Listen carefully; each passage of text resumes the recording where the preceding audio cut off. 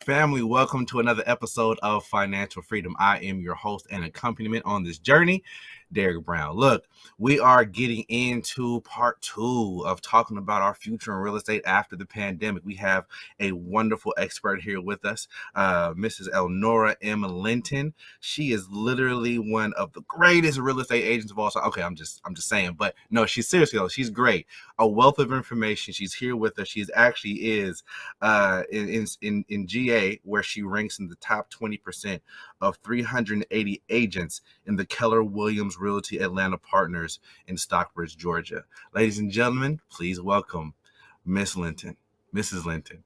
Sorry. Thank you. Glad to be here. Thank you for staying with us and having an extended conversation with me. So this is going to be good. So you left us on a lot of cliffhangers last episode. So we got into loans, FHA, VA, WNBA, all these loans, and I didn't know what any of it meant, right? And then you got into percentages and what we should have in the bank because I asked you, like I knew what I was talking about. And then so we need to rewind a little bit and kind of go back because you blew my mind with this thing. So you said I can have a 580 and get an FHA loan at 3%, and I was 3.5% down. Even with home buying assistance programs, they want you to have a 640, but you're telling me less than I can still get a loan. So what's the optimal place for us to be in if we're trying to get a loan with a low interest rate? Well, what you ideally you would like to have above a 680 credit score, because you're going to get the best rate. And when you get the better rate, then of course, that reduces the amount of your monthly payment. That saves you a lot of money. An FHA loan is 3.5% down. It is a government-backed loan. But the thing with an FHA loan, you will have to pay the mortgage insurance throughout the life of the loan. So unless you actually refinance it and switch loan products, or unless you sell the house or pay it off, that you will have that mortgage insurance. Okay. So let me ask you this: I don't know any better. Is there a penalty for paying off your mortgage, or is it not a good idea? Like I've heard a bevy of information that says don't pay off your mortgage, don't pay off your house, pay off your house. Which is which here? Well, there is in most cases, no, there is no prepayment penalty. But if you're going to pay more than your monthly mortgage payment, what I recommend is that you pay that towards the principal only. And that will save you in interest. So that's, and we recommend that people pay, try to pay one extra payment per year, and which will save you thousands of dollars. That is towards the principal only. Another easy way of doing it, rather than, pulling out that lump sum, some people like to do that at tax time. They say, well, I'll do it at tax time. And tax time comes around, they get that refund, and then, they already spent that on something else. They're ready to go on vacation, all of that stuff. I'm buying a Jaguar next year. Y'all ain't heard me. Well, don't do it before you buy a house. Buy your house first. I'll be sleeping in my back seat. Look, then I'll be able to live anywhere I want. Okay, so speaking of which, we had some good stuff come up in between shows. Let me ask you this: how big a deal is location when it comes to buying my house, my condo, whatever it is? How big is that? How big a deal is that? That is a big deal. Because what other homes in your area are selling for will directly affect what your house sells for. So, because an appraiser looks at what has sold in your neighborhood, and they compare your square footage and the condition of the home and all of those things to what has already sold. And so if the houses in your neighborhood are not doing well, and you've got the biggest and baddest house in the neighborhood, it could affect your house. Or so even if my house, on a regular basis, it affects it. What's happening, how well the neighborhood is maintained, and all of that stuff affects the value of your home. So even if my house is pristine, grass just green, just chilling, just perfect, all the blades just waving hello when I walk past, everything is great. But if my neighborhood is bad, of the housing, I'm sorry, the housing in the neighborhood is bad, it's still going to affect my property values. If Fred Sanford is across the street, that's going to affect you. Is that going to affect my loan? If I'm looking at moving into a place, and let's say I want to buy a home here, and maybe I'm saying, hey, auntie so-and-so, you should buy a home here, it's cheap. Is that going to affect my loan if I move into a neighborhood that's not that great? Yes. Well, because the amount that the bank is going to loan you is based on the amount that the house appraises for. They're not going to loan you a penny more than what it appraises for. So, yes. But when you get that appraisal, then your agent, if the home does not appraise, your agent will be able to, should be able to go back to that seller's agent, that listing agent, and say, look, okay, this didn't appraise, and you can contest it, or that seller may be willing to reduce the price to the appraised value, or you may want to pay. A lot of people are doing it right now because of the way the market is. Pay what is called the appraisal gap, the gap between what it appraised for and the sales price, the price that you're under contract for. Wow. Okay. So how do I know the house is, and you kind of mentioned this a little bit before, how do I know the house is appraised fairly? Well, your agent will be able to help you with that, but it's gonna, if it's in line with what's going on in the neighborhood, then you're fine. But if it's a big disparity, that's a red flag. So what's the big disparity? And I'm sure some of that is going on. what's the big disparity? If the house across the street sold for $250,000, and the house that you're buying, you're under contract for $250,000, and it appraises, and yours is in as good as or better shape than the one across the street, and they come back with an appraisal of 225 or 200, then that's a problem. Yeah, that's a huge gap.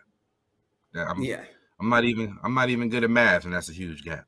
Okay. Now there may be some differences, a few $1,000s here and there, but if there's a big disparity, then that's a concern.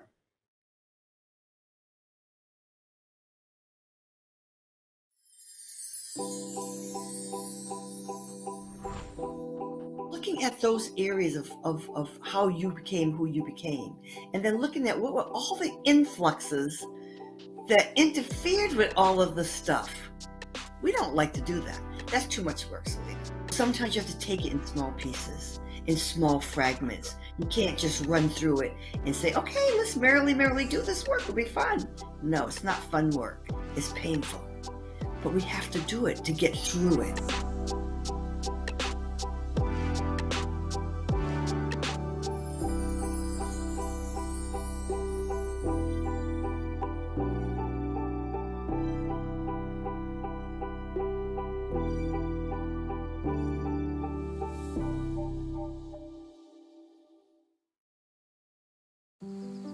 Hey, Dad, I need your help asking Jessica to prom. Of course. Love is like the ocean. You have to tread the waters. Dad, that's not the kind of help I needed. Hey, Jessica. Will you go to prom with me? Yes. You don't have to be perfect to be a perfect parent. Thousands of teens in foster care can't wait to share their first with you.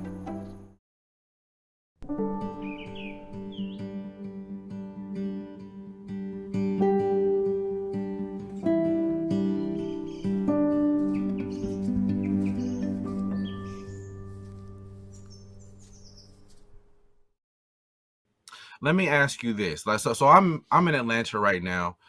You're a Macon, Georgia native, from what I know of. Yes, Mactown. Yes. So you do work all over Metro Atlanta. So like the West End. I moved into the West End actually in 2006 when I first moved down to Atlanta. I came out here for school. It was a very different place then. It was a very different place than it is now, right? So, but I had people who actually bought houses in the area because they had forethought or knowledge that, this area was going to improve before it got gentrified, right? What kind of pipelines of information do I need to tap into to know that kind of stuff? Because I remember before that place was built up the way it is now, I remember hearing people buying houses and I'm like, why are you buying houses in the West End? But they knew something I didn't. Where do I find that kind of information from? If I'm looking, what people were doing at that time, they were, they were talking about the Beltline and talking about all of the things that they were going to do. So that comes from the city. So you've got to look at the area and look at what's going on, the city plans, what companies are planning to come to the area, and all of those kinds of things. And that's what they did. Okay. So I should be keeping my eye out for the papers, for the news I see online, for development, Absolutely. like big companies that may come here, big projects that may come to a certain neighborhood, and I should plan my purchase around those things. Well, you can, yes. Now, and especially if you're talking about investment properties, which is a totally different animal. But if you're looking to buy, do an owner occupied, you're buying a house to live in, you may or may not want to do that. You want to buy that where it's convenient for you and your family. So I know a lot of people are trying to do the whole Airbnb thing. They're doing they'll sublet their condo or their house or a room or stuff like that. You said that was a whole different animal as a rental property. What makes it such a different animal? Well, so you have rental properties and then you have Airbnb. So they're different. Yes. Okay. So you have rental properties where people are literally renting a house from someone or renting an apartment from someone. Airbnb, some people just buy property and it is Airbnb only. They have people in and out. The thing about that is you have to be really careful with both of them because before you purchase that property, because homeowners associations are starting to crack down on Airbnb and on rental properties because in order to maintain the value of the other homes, the owner occupied homes in the neighborhood, because they don't want a bunch of people in and out of the neighborhood that don't really care about the neighborhood. And then of course people are renting Airbnbs and they're having big parties and that kind of thing. So a lot of HOAs are not allowing them. Some are not allowing them at all. Some of them are restricting them. So you have to be careful with that. So in your opinion, are HOAs a good thing or a bad thing? Well, it depends. You see this look on my face, right? So just like, yes. HOAs can be a good thing because it can stop your neighbor from painting their house bright purple or Pepto-Bismol pink, and bringing down your property value. It can stop them from driving their cars on the front lawn. Making sure that people maintain their properties, their lawns and such. So in that respect, yes. Some of them are kind of overreaching, and some it's just they're really, really restrictive. So it's a crapshoot. Because I've heard horror stories, but I mean I guess the ones that are really doing their job you don't hear about at all because they're doing their job, I guess. Right. So you mentioned earlier, and I think we mentioned this earlier, the sales history of a house. If a house has been on the market for a while, and I think you mentioned something about this when it came to the neighborhood too. If the house has been on the market for a while and it hasn't sold, it looks like a decent house, but it just hasn't sold. Or if it's been on the house, and you mentioned some of these houses are on the house for weeks and you're getting multiple offers. On either end of that days, on either end of that spectrum, are there red flags?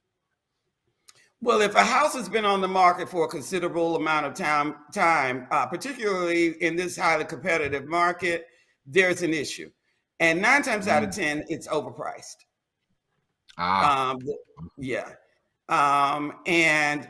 The seller wants a certain amount, and that's what they want. And they're willing to let it sit there for whatever reason and not reduce the price. Because most homes right now, if they're in decent shape, they're selling pretty quickly. So it sounds like the people who are contacting you have a target, like they have a target market that they want. And we talked about this before at the beginning of our last episode you have to go back and watch it, people. At the beginning of our last episode about the things that people kind of forget to do before they come talk to you. When I come to my realtor, how do I define my target market? How do I look at myself and go, hey, this is what I need to be getting, or this is what I want to get? How do I do that? So what I'm going to do is ask you what it is that you want. I want to know what kind of house you want. Do you want land? Do you want something with a small backyard and those kinds of things? Do you want what things are just must-haves for you? Do you need a bedroom on the main floor? For aging parents that may come to visit and those kinds of things.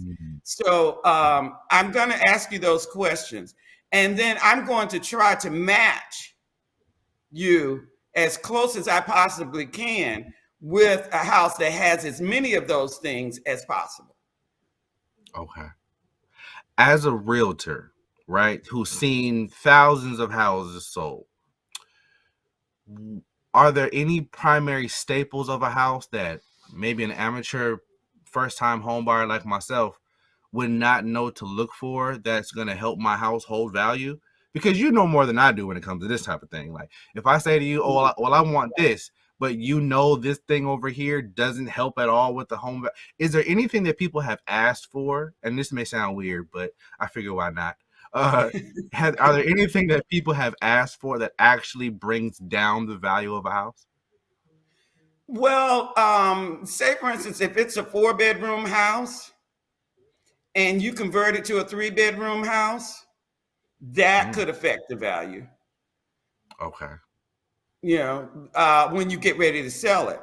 But if that's what you need for your family, then that's fine. But those things like that, and if you go and do something really crazy in the yard and those kinds of things, crazy paint colors, odd things. Let me ask you this, and this is one thing I was kind of surprised about when I was reading for this a little bit. Do they still use lead in paint? No.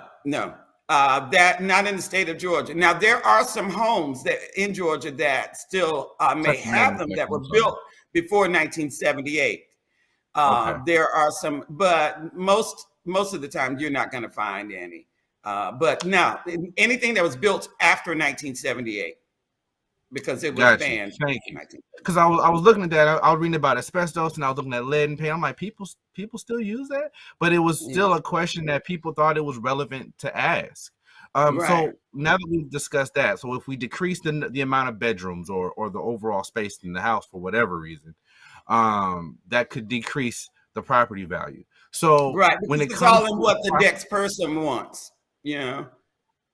got you. So when it comes to the property itself, what are some of the costs that the potential buyers are going to have to absorb to maintain that property that we don't think about, people like me don't think about when they're looking for a house? Right, right. So you're going to need you're not required to get an inspection, but I highly recommend that everyone get a home inspection before you buy a property. Okay. And you will have to, if you are getting a loan, you are required to get an appraisal. That home inspection is going to cost you anywhere from, I'd say, from about maybe 300 to about 475, depending. They base it on the square footage of the house, so it all depends on the size of the house. Okay. Your appraisal is going to cost you probably between 400 and 500. Okay. And those are upfront. Those are your upfront fees. And then, of course, at closing, then your down payment and your closing costs. Okay. And then you've got, prepaids with on insurance and things of that nature. So your homeowner's insurance. Now, your homeowner's insurance and your taxes, that is held in escrow, and then you have to pay that. You pay, that's part of your monthly payment.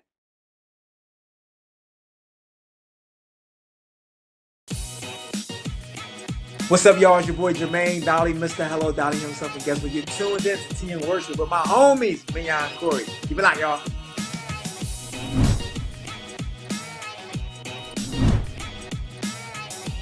Hey y'all, it's Candy West, and you're watching Tea and Worship with Mignon and Corey.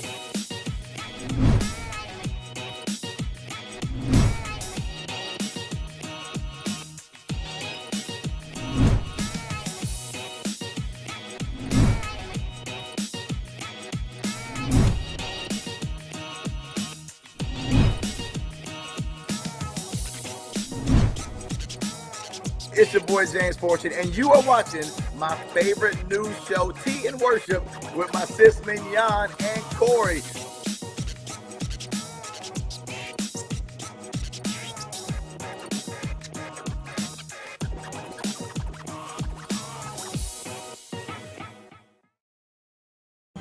Meet the Scam, a simple procedure whose mission is to detect lung cancer early.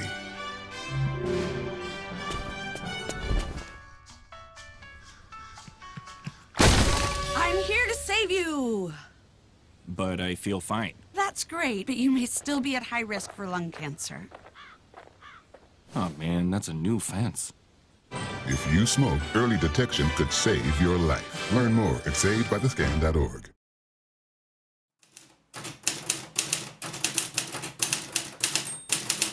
Have you seen more people now trying to do wills and estate planning now that we've gone through it, still going through the COVID-19 phase of our lives?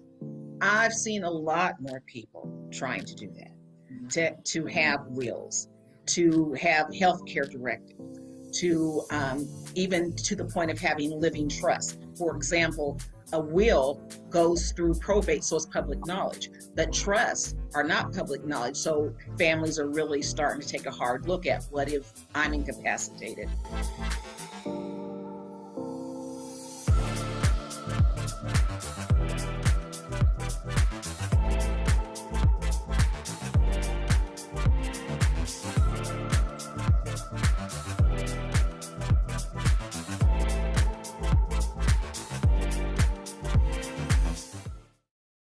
One thing you mentioned, and I've heard this before, and this seems to be the common consensus, but I've heard a debate on both sides about whether or not, with all those fees you just mentioned, right? Those are just kind of coming in the door.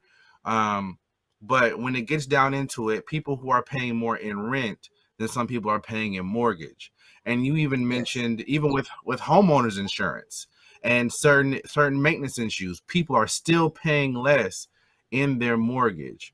Would you argue that buying a house juxtaposed with buying a condo, or ultimately, if let's say I just wasn't comfortable, I wasn't sure if a condo or a house was better off for me. And I cited a reason. I said, well, condos may not require as much maintenance as a house does. Would I have any validity in that, or would it be still true that a standalone house would be a better investment? Well, a condo may not require as much maintenance, but you're going to pay for it because you got a monthly maintenance fee with that condo. So it all depends on how much that fee is. And that can affect how much loan you qualify for as well. Okay. See, I never even knew that there was a maintenance fee associated with a condo. So hold on. So what are the other fees? Are the fees to get into a condo the same as to get into a house? No, they're very different. Very different, because see, in the with the condo, you have to pay for all of those common areas in that with that condo. The roof still has to be maintained. The exterior of the condo has to be maintained. The gym that everybody loves. Oh, I want to stay here and I can go downstairs and go to the gym, and all of that stuff. So you have to pay for that. The hallways. The landscaping and all of that stuff. So those fees, so it really depends on that condo association or townhome association that they determine what that fee is. And some of them can be really expensive. And if it's gated, that security gate to get in. And so, it can be really expensive. Vary from, a few $100s a year to a few $1,000s a year. Ain't that nice? So would you go with a if you had to choose house, fully laid out condo, same amount of space, you would go with the house? Well, I'm a country girl, so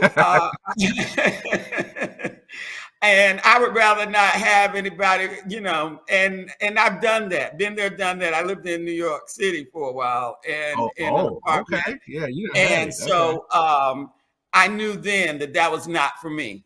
I don't necessarily like having that many people near me. So that's so it's really a personal decision. Got you. Where in there, right? It's a personal decision, but it's also a financial one. Absolutely. Where in there does my personal decision hit my finances and go, okay, well, I want this, but this is what I can afford? Where should my personal hit my financial? When you talk to that mortgage lender. When you talk to them, they tell you broke. That's what. Go ahead, finish. I'm sorry, Miss Lee. Go ahead. When you talk to that mortgage lender and you look at your bank account and it says, okay, this is what I want, but this is what I can afford. And then we try to find you a happy medium. Got you. So it's about being able to find a happy medium. Let me ask you this, because I've known people who are looking for houses and they're often afraid to actually tell the person all they want, right? So I heard you say more than once, tell me what you want and I'll try and get as close to that as possible. I am heavily a needs person. I guess I'm a stereotypical guy in that regard. I just need what I need. I don't need a whole bunch of what I want. I just need what I need. But I should come to you and I should tell you, this is what I want. And, if you can sprinkle in a little bit of what I need and fine. But I should give you my dream house. Or if I say, hey, I want to do a rental property, I should lay that out for you and let you do your job. Absolutely. And then I'm going to tell you if it's realistic or not. Okay. I'm going to show you what is available in your price range. And so then we have a choice, we either up it or we do what we have to do. But Sometimes people are not realistic in what they think they can get for that amount of money. Okay. And then sometimes, a lot of times, people think that they don't qualify for as much as they do. They qualify for a lot more than they think they do. So if you so let me ask this question then. If I qualify for more than I thought I did, where should I draw the cap? Because I'm guessing I shouldn't go right up to the limit. I should stop at a place that will allow me to comfortably deal with whatever costs come associated with this, correct? Absolutely. You want to look at your budget and your lifestyle and the things that you want to do. The way, if you're a homebody and you don't really like to go out to eat a lot and travel a lot and all of that stuff, so you may want to put more money into your house. But somebody that is out and about and likes to travel and all those things, you want to consider your budget. And the kind of your lifestyle and the things that you want to do. Okay. And make sure that your mortgage, you leave room for not only the things that you want to do, but then those maintenance issues that are bound to happen. Because there's always something that needs to be done in a house. One more question, and I think we're going to be running out of time on that. What does the material that the house is made of, or apartment is made of, or condo is made of, does that impact the price of the house? The reason I ask is because in this pandemic, so many people are on Wi-Fi. So many people are using virtual services. And I've had more than one conversation with somebody who goes, I have no reception in my house. None whatsoever. Yes. Do you find that as your people are looking for houses, that's a huge thing for them right now, especially with all the houses being stacked up? Absolutely. And fortunately, a lot of the newer homes are not having that problem. But then you've got some areas, particularly in some of the suburbs and the communities, they just haven't, in the smaller suburbs, they don't have it yet. And so there is an issue. So that is something that before we sign on that dotted line, that's something that needs to be investigated. Okay, got you. Thank you so much for your time, Mrs. Linton. You're welcome. I'm gonna come looking for you myself because I may have questions as I go. Please do. But tell us where we can find you at if we got questions. And we love this some Mrs. Linton, so we trying to come ask some more questions. So where do we find you at? You can find me at elnora.godermteam.com. And my number, I don't mind giving you my number. You can reach me at 404-861-2629. That's 404-861-2629. That's correct. Well, all of our viewers have it, including me, because I do not mind asking questions to my blue in the face. So thank you so much for your time. I know your time is valuable, so thank you so much for being here. You're welcome. Ladies and gentlemen, this has been Mrs. Elnora M. Linton, our real estate professional and expert. Thank you for joining us this evening or today on Financial Freedom. As always, please be safe out there. It was a pleasure having you. Be well.